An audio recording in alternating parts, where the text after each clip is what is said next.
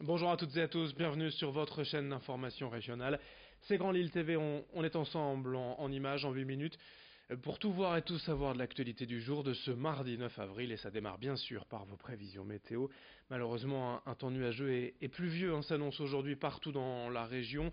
On subira tous la pluie et la baisse des températures, une journée bien maussade en perspective, sans espoir de voir une amélioration. Pour revoir le soleil, il faudra attendre demain. Côté des températures, aujourd'hui les valeurs sont en baisse avec 12 petits degrés à Lille. La météo complète bien sûr après ce journal, mais on continue de parler du ciel aujourd'hui puisque la région subit, vous le savez, depuis dimanche une nouvelle pollution atmosphérique aux particules fines.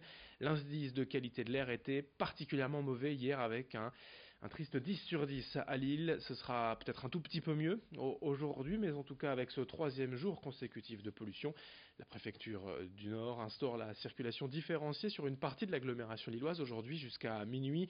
12 communes limitrophes de Lille sont concernées. Seuls les véhicules critères 0, 1, 2 et 3 sont autorisés à circuler.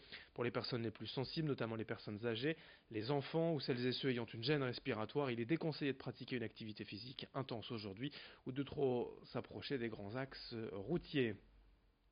L'actualité lilloise à la une, c'est la condamnation hier des 4 militants antispécistes accusés de dégradation volontaire sur plusieurs commerces de bouche cet hiver. Les deux principaux prévenus ont été condamnés à 18 mois de prison dont 10 fermes pour l'un et 15 mois dont 6 fermes pour l'autre par le tribunal correctionnel de Lille.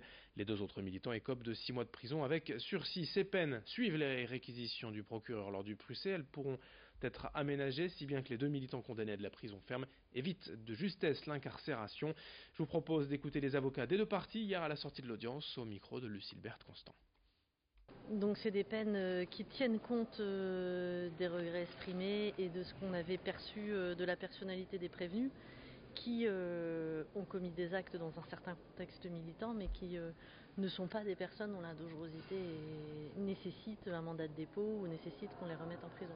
Ce sont des personnes qui n'ont jamais été condamnées, qui n'avaient jamais commis aucun fait. Je pense que l'absence de mandat de dépôt était très important. Ce qui est notable pour nous, c'est que le tribunal, dans sa décision, qui suit donc ce qu'avait demandé le procureur, insiste tout particulièrement sur la dangerosité des faits qui ont été commis et sur le risque évident de réitération, compte tenu du discours qui avait été tenu à l'audience. Maintenant, on espère que cette décision aura eu le mérite de marquer un point d'arrêt aux agissements qui ont été perpétrés. En ce 8 avril hier, c'était la journée internationale des Roms, l'occasion de s'intéresser de plus près au quotidien de ces familles vivant dans la région. Ils sont des centaines dans la métropole lilloise à occuper des terrains, souvent sans autorisation, des bidonvilles sans eau ni électricité. Ici, entre Saint-Gand, Mélantois et Villeneuve d'Ascq, cette famille vit coincée entre un pont et les champs. Les Lingourards sont arrivés de Roumanie en France en 2012, deux parents et leurs 9 enfants qui tentent de survivre dans un abri de fortune. Le père travaille en contrat d'insertion aux espaces verts à Bois-Blanc à Lille. Les enfants vont à l'école. C'est une famille comme les autres, à une différence près, elle est énorme, la misère au quotidien. Écoutez une bénévole du collectif Solidarité Rome, interrogée par Lucille Constant. C'est des familles comme les autres, elles sont pauvres, elles sont déshéritées, elles ont besoin d'aide parce que quand on ne connaît pas un pays, c'est extrêmement compliqué de trouver des repères. Elles sont quelquefois analphabètes, donc imaginez la difficulté, ne serait-ce que pour prendre un rendez-vous à Pôle emploi sur Internet. Imaginez que si on les aide pas quelque peu, elles vont avoir un temps très très long avant de s'insérer. L'autre famille qu'on aide pour les papiers, tout ça, en un an, elle a pu faire la culbute, ça c'est merveilleux. Et là, le père de famille, en un an, a trouvé du travail, tous les enfants sont scolarisés, la cave va bientôt s'ouvrir. On peut espérer que d'ici quelques mois, ces deux familles aient quitté le bidonville. Vraiment, c'est notre espoir. Et concernant leurs droits, la famille Lingourard que l'on vient de voir, les droits CAF ont été ouverts récemment avec le collectif Solidarité Rome. Ils sont en attente d'un logement social pour enfin sortir de cette misère. On enchaîne avec toute autre chose en ce mardi, première semaine de vacances scolaires. Quel programme pour occuper les familles, les enfants, qu'il fasse beau ou pas forcément comme aujourd'hui. Quelques bonnes idées d'activités avec Idil Gunay dans la métropole lilloise. Et pour occuper les plus jeunes pendant ces vacances scolaires, le Forum des sciences de Villeneuve-d'Ascq propose l'exposition virale autour du phénomène de contagion. Ça s'adresse à toute la famille. Alors la contagion des maladies infectieuses, mais pas que, car l'expo se penche sur la contagion de la rumeur avec les réseaux sociaux, mais aussi du fou rire, car la contagion peut être bénéfique pour la santé.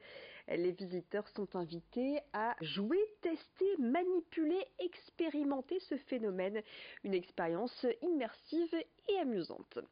Au Palais des Beaux-Arts de Lille, n'hésitez pas à découvrir cette exposition dont nous vous avons déjà parlé, les plans reliefs 14 villes du nord de Belgique et des Pays-Bas en miniature et en 3D. Ces plans reliefs ont été réalisés au XVIIe siècle à des fins militaires et ils viennent d'être entièrement dépoussiérés. C'est à voir, découvrez les villes de Lille, Calais ou encore de Bergue. Si le temps le permet, profitez de la réouverture des parcs, jardins et relais nature de la métropole européenne de Lille. Les prés du M à Armentières, le relais nature de Sante ou encore le musée de plein air de Villeneuve-d'Ascq vous accueillent pendant ces vacances scolaires. À Houplain-en-Couanne, le jardin des cultures mosaïques présente 10 espaces consacrés à la végétation et aux cultures du monde entier. Et n'hésitez pas à découvrir en ce moment ces jonquilles magnifiques et les cerisiers japonais en fleurs. Vous pouvez d'ailleurs pique-niquer sur place. Et puis entre Lille et la Madeleine, à 2 pas de la gare Lille-Europe, le jardin des géants offre également une belle balade autour de la biodiversité pour découvrir 70 000 plantes. Plusieurs événements y sont organisés au jardin des géants, notamment le 21 avril. Toutes les infos sur ces parcs, jardins et relais nature dans la métropole lilloise sur enm.lillemétropole.fr. Merci Idil pour toutes ces explications. Merci à vous de nous avoir suivis. Et dans un instant, d'autres infos, bien sûr vos prévisions météo. Puis on se retrouve très rapidement dès le prochain quart d'heure pour un nouveau journal sur Grand Lille TV.